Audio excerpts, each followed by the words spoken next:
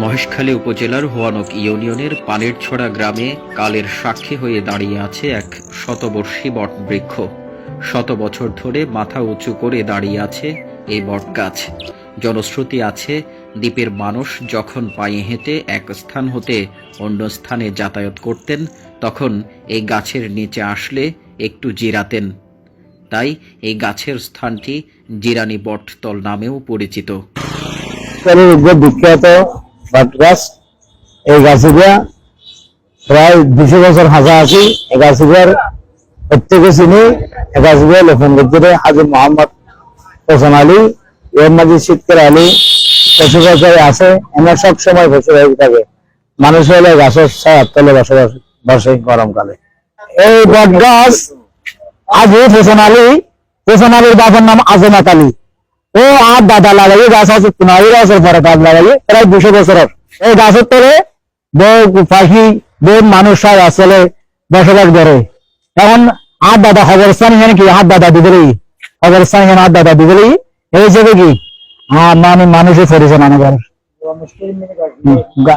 মুশকিল গাছ মানে বেগুনি চিনি। এই বট গাছে পেঁচা, বক, টিয়া সহ নানান প্রজাতির পাখির বাসা ও আনাগোনা চোখে পড়ে। সবসময় পাখির কিচিরমিচির শব্দে মুখর থাকে এই বট গাছ। একটি সময়ে হলুদ বটফল এসে পুরো গাছের ডালপালা হলুদ হয়ে যায়। তবে গাছটি দিন দিন তার যৌবন হারাচ্ছে।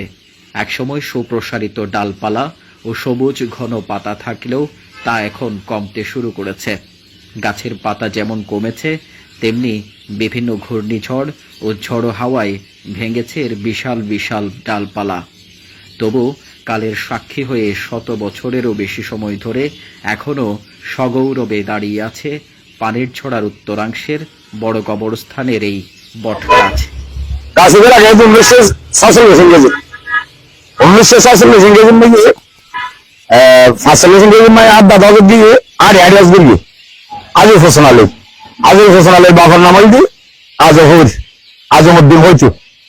এই হোসেন আলীর তো আসল দিয়ে চাইব মাই অজ্ঞ 5 জন বটগাছের মালিকত্ব হাতন বটগাছের মালিকত্ব এবার তোলা লাগাই টেলিভিশন আর এলাকার মধ্যে একসময় গাছের বেশি তেল বেশি সারাই গিয়ে গই টেলিভিশন এলাকার মান্য মানুষের গাছেরা খাড়ি বেলা কাজ চিন্তা ভাবনা করবে। চিন্তা ভাবনা যখন করি গাছেরা খাড়ি বেলা যখন তো মানুষ হত সরমস করতেন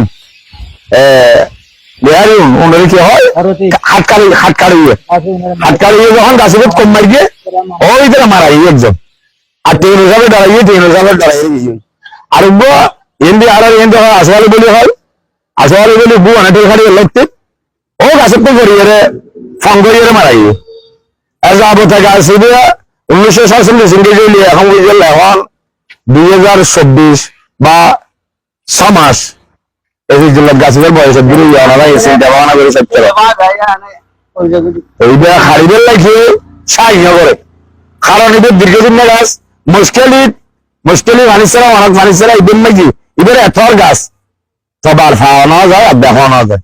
আর আমরা অনুরোধ করি এক গাছ হারিয়ে শারীরিক জ্ঞানবাদী লক্ষণামাক্ষণা করে দিল্লাই এখন সরকারি ভাবে গাছ লক্ষণামাক্ষণা করে দিল্লাই দীর্ঘদিনের স্মৃতি লাখি দিল্লাই ইয়ান যদি লাগছে বা সরকারি ভাবে প্রশাসন দিই আর ইয়ানের মাঝে একমত ইয়ান তারা বেশি খুশি। News desk, Maheshkhali 24।